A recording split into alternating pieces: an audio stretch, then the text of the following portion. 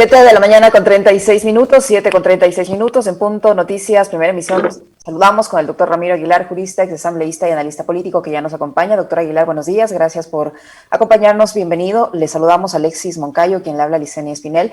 Usted escuchó en la introducción este primer encuentro entre el presidente saliente Lenín Moreno y el mandatario electo Guillermo Lasso, que no le deja la mesa servida, que le deja comenzando un plan de vacunación que ha renegociado la deuda y que por lo tanto no va a tener tanta dificultad en este tema, al menos en los 2 primeros años de gestión, entre otras cosas que le ha dicho el presidente Moreno al mandatario electo Guillermo Lasso. ¿Cómo mira usted o cómo evalúa usted este primer encuentro entre los dos gobernantes y qué se puede esperar de lo que serán los primeros meses de gestión de Guillermo Lasso? Buenos días, bienvenido. Bienvenido. Hola, Licenia, buenos días. Alexis, buenos días, un saludo muy cordial a la audiencia. A ver, si esos son los 4 puntos que Moreno pone en la mesa, es decir, el haber renegociado la deuda, creo que el presidente electo Lasso sabe perfectamente qué condiciones se renegoció, porque además fueron los ministros que él puso en el gobierno de Moreno los que renegociaron la deuda. Así que dudo mucho que esa sea una novedad para el presidente electo. Además ha dicho que está conforme con esa negociación, ha dicho Lasso, doctor. Claro, es que él la hizo, pues, o sea, mejor no podía ser. Él la hizo. Él a través de sus heraldos, de sus adelantados, Martínez y demás. Entonces ahí no hay novedad. ¿Sí? No hay ningún dato nuevo que pueda aportarle el presidente Moreno al presidente electo Lasso. El segundo punto es que le deje iniciado un plan de vacunación. Creo que Lasso está consciente de que eso es una locura, de que el plan no funciona y tendrá en este momento que poner a trabajar a sus equipos para desarrollar un plan de vacunación que incluya a toda la población. Es decir, en este momento está vacunado cerca del 2% de la población ecuatoriana y tenemos una gran tarea por delante. Entonces, prioridad vacunación, supongo yo que Lasso estará recibiendo las cifras oficiales de importación de vacunas y demás, y desarrollando un plan sanitario. La tercera cosa es la del PNUD, es decir, que el PNUD y Naciones Unidas observan la necesidad de un escenario de gobernabilidad, obvio, es decir, no necesita decirlo el PNUD, hay una crisis en el Ecuador, una crisis económica, una crisis política, una crisis sanitaria, una crisis institucional de la que hay que salir. Y eso plantea escenarios de gobernabilidad, sin duda. Y nada más, o sea, si se reunieron para eso, para simplemente hacer una reunión protocolaria, es lo que hubo, ¿no? Es lo que hubo, una reunión protocolaria. No encuentro más cosas que sacar en limpio de la reunión Moreno-Lasso. En todo caso, doctor Aguilar, usted decía que no puede sacar más en limpio de esta cita. El presidente Moreno le ha dicho que no le queda la mesa servida. ¿Cómo debemos interpretar que no le queda la mesa servida? Esto en relación, yo supongo, que a lo que él recibió cuando se hizo la transición con el gobierno del presidente Correa. Él al principio decía que todo estaba perfecto y resulta que en apenas una semana se dio cuenta que la mesa no le quedó servida cuando anteriormente, tanto su equipo como el equipo del gobierno entonces saliente hicieron este trabajo de transición, de intercambiar información. Yo no sé cómo entonces no se dieron cuenta de que la mesa no les quedaba servida. Ahora él dice que esta mesa no le queda servida. ¿Cómo interpretar esto? ¿En qué no le queda servida? Todos sabemos la situación económica por la que está atravesando el país, la situación sanitaria es evidente. ¿En qué no le queda la mesa servida? A ver, primero eso es parte de esa ironía perturbada de Moreno, ¿no? Moreno tiene una ironía perturbada, un anclaje histórico hace 4 años, es decir, para él toda referencia de gobierno es siempre el gobierno del expresidente Correa. Entonces tiene que hacer la referencia a una frase que se usó en la transición anterior. Y claro, también es reconocer su propio fracaso. Es decir, no deja de ser irónico que el humor perturbado de Moreno termine poniendo en el debate político un hecho que es evidente y que es aceptado por todos los ecuatorianos, y es que es un fracasado que nos arrastró al fracaso. Y eso de no tener la mesa servida, póngale otra frase: no hice bien mi trabajo, no fui competente, no cumplí el plan de gobierno, le dejo un país en crisis, le dejo un país con un trabajo mal hecho. Yo creo que esa sería la traducción, si usted quiere, de esta frase, que la mesa no está servida. Doctor Aguilar, y uno de los primeros pasos que ha dado el presidente electo es viajar hacia Colombia, reunirse con el presidente de ese país, Iván Duque, que representa una corriente política que viene del expresidente Álvaro Uribe. Y por todos es sabido la situación de inseguridad que vive Colombia, con una constante masacre de líderes sociales, a líderes ambientales, a líderes sociales en general. ¿Qué deberíamos esperar de esta cita y debemos tener alguna alerta, algún temor sobre algún tipo de asesoramiento en materia de seguridad que le pueda dar el señor Uribe al señor Lasso para que sea implementado luego en nuestro país? No. A ver, yo creo que Lasso viaja a Colombia a agradecerle a Duque. No se olvide que Duque le hizo el favor de enviarle al fiscal de Colombia, al fiscal Barbosa, después de terminada la primera vuelta, y Duque movió los hilos para que la revista Semana sacara un absurdo reportaje sobre un supuesto aporte de $80,000 del Ejército de Liberación Nacional de Colombia a la campaña del entonces candidato Andrés Arauz. Entonces, Lasso va a darle las gracias, a decirle que muchas gracias, que ya la misión se cumplió, que ya fue electo presidente del Ecuador.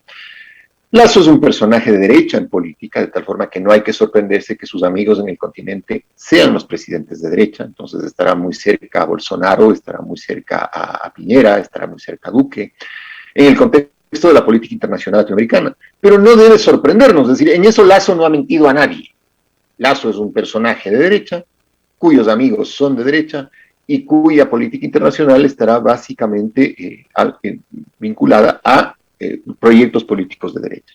Veamos cómo reacciona el presidente electo a algo que también es una incógnita, que es lo que ocurre en las elecciones presidenciales en el Perú. En realidad, el Ecuador, como es lógico, tiene que preocuparse de la política internacional más inmediata, más cercana, que es, desde luego, aquella que tiene relación con sus vecinos Colombia y Perú. Con Colombia estamos claros que va a tener una relación buena mientras Duque sea presidente, porque vienen de la misma matriz ideológica y son parte de un mismo concepto de la política en Latinoamérica. En temas de seguridad dudo mucho, porque en temas de seguridad tampoco le reconozco mucho protagonismo a Duque o a Uribe en la política de seguridad latinoamericana. Yo creo que eso más bien es algo que discutirán incluso ellos, Duque y Lasso, con el jefe de la Oficina de Asuntos Latinoamericanos del Departamento de Estado. Entonces, la política exterior latinoamericana y los temas de seguridad se discutirán con los Estados Unidos. Y en este momento, básicamente, el principal problema sigue siendo Venezuela, el efecto migratorio que tiene el problema de Venezuela, y Venezuela no se va a resolver mientras no haya un proceso de mediación serio y un diálogo interno dentro de las fuerzas que componen el debate político interno en Venezuela, ¿sí? Eso es algo inalcanzable para Lasso, inalcanzable para Duque. Eso es algo que más bien está más cerca de una posición, de una discusión bilateral entre Venezuela y el gobierno norteamericano. Entonces no me preocupa el tema de seguridad. Y veamos, le decía que hay que ver la otra frontera también, veamos cuál es el resultado de las elecciones presidenciales en Perú y cuál será la relación del presidente electo Lasso, ya sea con la señora Keiko Fujimori o con el señor Castillo, de acuerdo a quién gane la presidencia. ¿En qué medida esta decisión del presidente Guillermo Lasso de no invitar al presidente que está en funciones, nos guste o no les guste, Nicolás Maduro, a su cambio de mando y de invitar a Guaidó, va a ayudar al tema de la regularización de los ciudadanos venezolanos en el Ecuador? Ninguno. Mire, Guaidó se ha vuelto lamentablemente ¿cuál es la palabra exacta? Un bufón de la política latinoamericana, un bufón de la derecha, que ya ni siquiera los venezolanos se toman en cuenta. Es decir, si usted pregunta a un venezolano dentro o fuera de las fronteras de Venezuela quién es Guaidó, y tendrá el peor de sus conceptos, ¿no? Sostenido en esta fábula de ser presidente de Venezuela exclusivamente por la necesidad de la política norteamericana de no dar un paso atrás, de no reconocer que fue un fracaso esa decisión de reconocerlo como presidente, y pretende la política norteamericana sostener a Guaidó como una herramienta para que el gobierno de Maduro se siente a negociar una salida política a la crisis venezolana. Entonces, traerle a Guaidó es como traer un comediante, pues un comediante de la política latinoamericana. El hecho de que eso sea un desaire al gobierno de Maduro es evidente, pero le repito, me parece a mí que, dado el impacto que tiene sobre todo la migración venezolana en el resto del continente, no solamente en Ecuador, en Colombia, en Argentina, en Chile, en Perú, va a llegar un punto en que el continente entero, independientemente de que haya regímenes de derecha o de izquierda, entre en razón, entre en cordura y facilite un proceso de mediación o de negociación para las fuerzas en conflicto en Venezuela, que ni de lejos es Guaidó y Maduro. Hay un conflicto serio de dos posiciones políticas que lamentablemente no encuentran una vía de salida. Ahora, ¿cómo mira usted que van a ser los primeros meses de gobierno del presidente Guillermo Lasso? Porque él ha hecho varios ofrecimientos que ya se están un poco como aligerando, diría yo. Por ejemplo, el tema de la eliminación de la CENESID. Ahora dice que ya no la va a eliminar, que lo que va a eliminar es este examen de acceso a la universidad. Por un lado, por otro, ofreció en los primeros 100 días vacunar 9 millones de personas. No sé si eso va a ser posible con el ritmo de vacunación que tenemos al momento. El incremento del salario básico a $500 que fue ofrecido en campaña. Ahora dicen los empresarios que estos se daría si es que hay las condiciones y no necesariamente hay las condiciones, por el momento al menos no las hay. La creación de fuentes de empleo atado a la inversión extranjera, entre otros ofrecimientos. ¿Cómo mira usted que va a comenzar el gobierno de Guillermo Lasso cumpliendo o no cumpliendo estos ofrecimientos? El gobierno de Lasso empezará recibiendo una ducha fría, muy fría de realidad. Y encarpetará estos ofrecimientos a la vista de las promesas de campaña frente a la realidad. La realidad dice que lo primero que tendrá que hacer Guillermo Lasso, y esto quiero subrayar, es encontrar recursos. Y si él está de acuerdo con esta ley de defensa de la dolarización que mantiene las reservas internacionales del Ecuador fuera, con un Banco Central autónomo, y que no puedan usarse esas reservas para atender los requerimientos del gobierno, el primer problema que tiene que resolver Lasso, y es en lo que debe estar pensando él y su equipo económico, es de dónde sacar recursos para sostener el Estado. ¿Por qué? Porque el Estado tiene una crisis sanitaria que implica no solamente vacunar, implica fortalecer el sistema de salud público, de alguna manera subvencionar los gastos de los ciudadanos en el sistema de salud privado, porque hay personas que han pasado en unidad de cuidados intensivos semanas con unas cuentas impagables y que tienen que ser desde luego pagadas a los hospitales privados, pero el Estado tiene que intervenir ahí porque si no las familias no van a poder pagar cuentas enormes de cuidados intensivos. ¿Qué implica? El fortalecimiento del sistema de salud, porque la vacuna no supone que usted no se contagie, supone que el efecto del contagio va a ser menor. Que implique fortalecimiento de la educación, de 50.000 niños que están fuera de la educación por problemas de la pandemia y la conectividad. Que implique el fortalecimiento de la seguridad social. Que implique el mejoramiento de la seguridad. Entonces no existe forma, Liceña, en ningún país del mundo, capitalista, socialista, no existe forma de que usted preste un servicio público sin que el Estado tenga los recursos para poder financiarlo. Un servicio público de calidad se financia con recursos suficientes. Y no existe fórmula para financiar el Estado que no sea vía tributaria. No existe fórmula. Entonces creo que la primera reforma tributaria que propondrá Guillermo Lasso será, sin duda, y paradójicamente a su discurso de campaña, será una reforma impositiva. Necesita recaudar impuestos. Y obviamente no le puede sacar más impuestos a la clase media, no le puede sacar más impuestos al pueblo ecuatoriano que está estimado, entonces va a tener, curiosamente, que ingresar un impuesto a los grandes grupos financieros. Eso va a ser una paradoja, pero usted la va a ver, salvo que él descubra, subrayo, salvo que él descubra otra forma para financiar el Estado y para inyectar recursos, para financiar el Estado primero. Luego más endeudamiento, puede ser más endeudamiento, dado la buena relación que él tiene con los organismos multilaterales. Es que el endeudamiento le entregan los organismos multilaterales no para gasto, no que se lo entregan para que usted vaya a depositarlo en las reservas, para que sirva de garantía al pago de la deuda externa pública y privada, es decir, a los tenedores de los bonos. Entonces Lasso sabe que por ahí no va la cosa. Entonces, hay que ver cómo reacciona también frente al tema de que él mismo, en el gobierno de Moreno, él mismo quiso bloquear el uso de las reservas internacionales y ahora va a tener que recibirlas bloqueadas si esa ley pasa.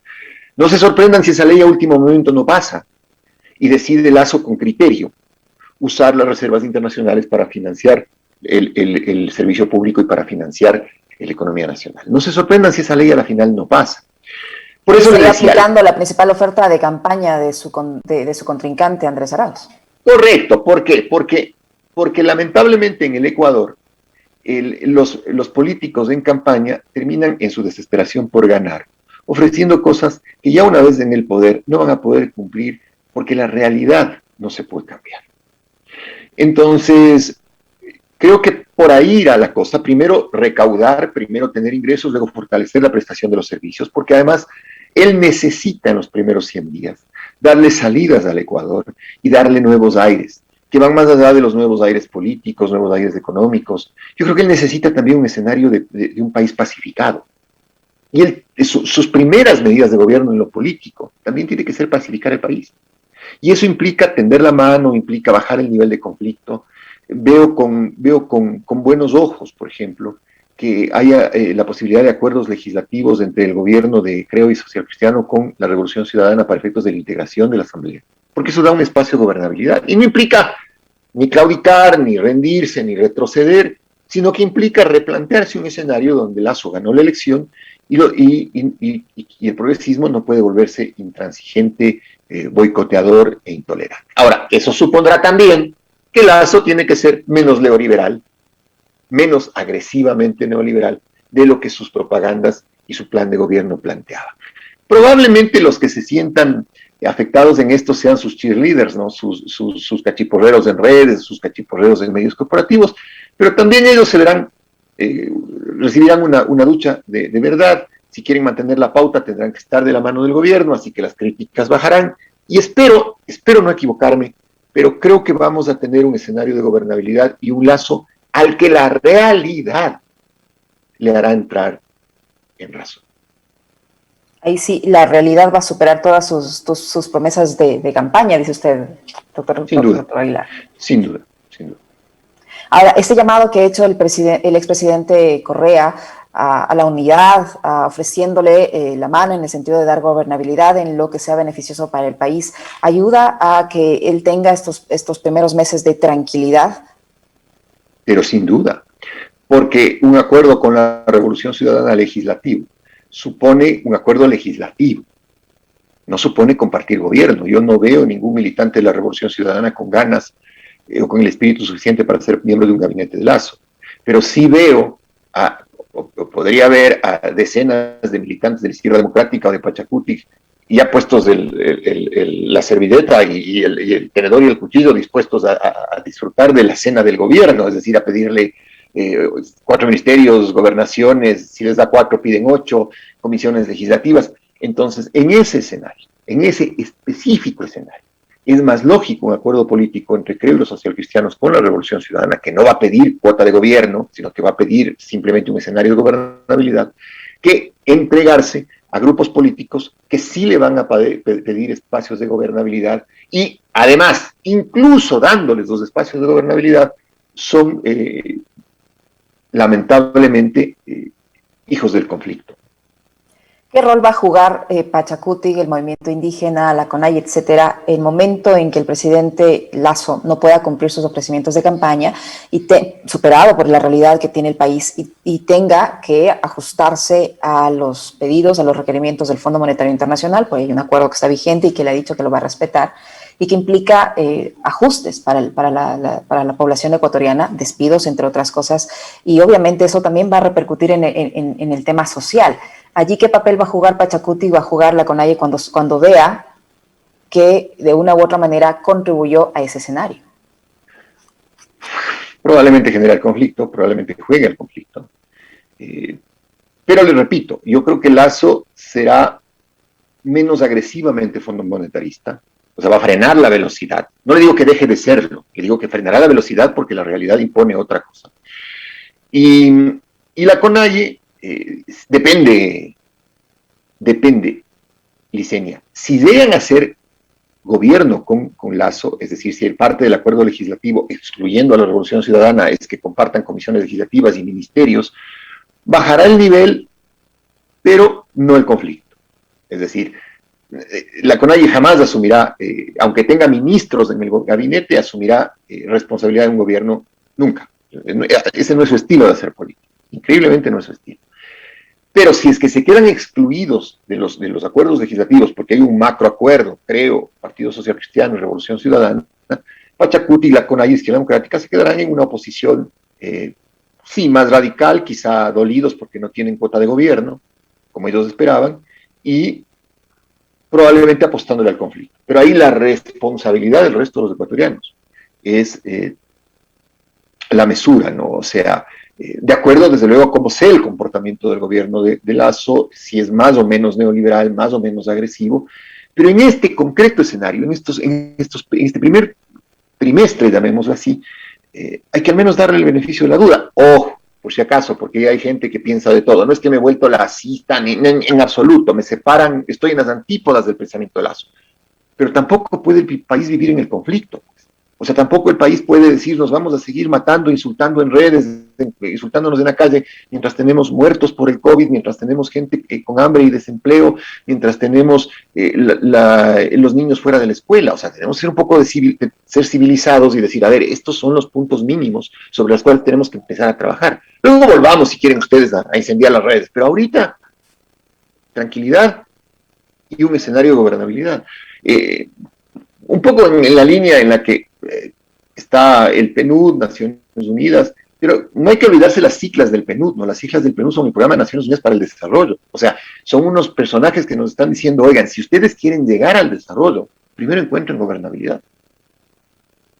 Ahora, ¿usted cree que le sea posible al presidente Lasso cumplir con esa palabra de que no va a ejercer persecución como ha sido en la actual administración gubernamental, por un lado? Y por otro, ¿cuál cree que sea la relación del presidente Lasso con el sistema judicial, con el presidente de la Corte Nacional de Justicia, con el sistema, con la fiscal, con el sistema judicial en su conjunto? Empecemos por el último, con el sistema judicial irán de la mano, porque no se olvide usted que Lasso estuvo muy cerca al proceso de designación de la fiscal y del Consejo de Participación Ciudadana Transitorio de Trujillo y la función judicial. O sea, irán de la mano.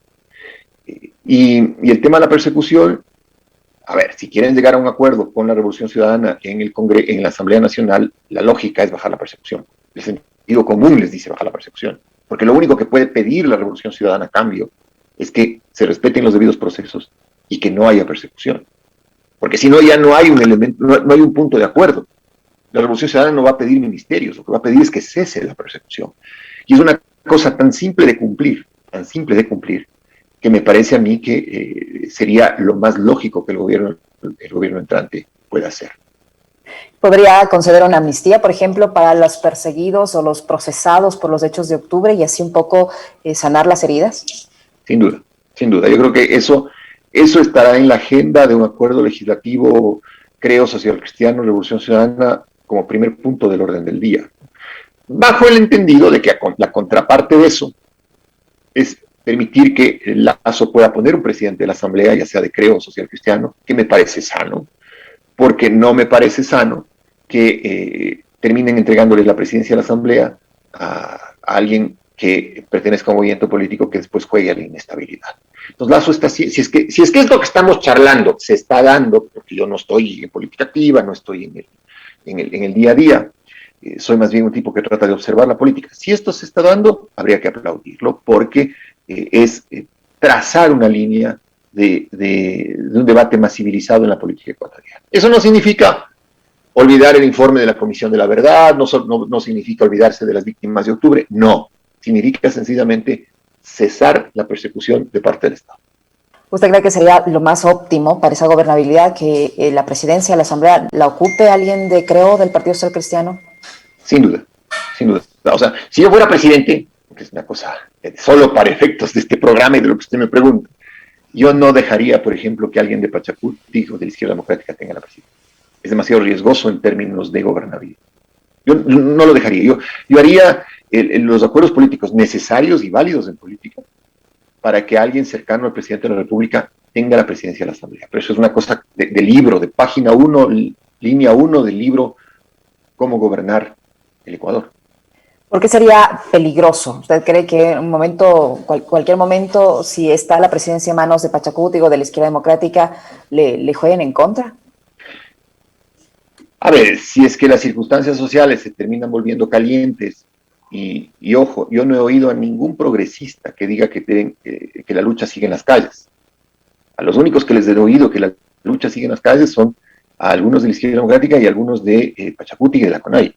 Entonces, en el momento en el que las calles se calientan, el presidente de la Asamblea tiene que ser el hielo. Pero si usted tiene calles calientes y además un presidente de la Asamblea que le pone gasolina al fuego, tiene un escenario complejo. Muchísimas gracias, doctor. Sin duda, siempre es muy ilustrativo conversar con usted, muy amable. Una buena mañana, un saludo a todos, gracias.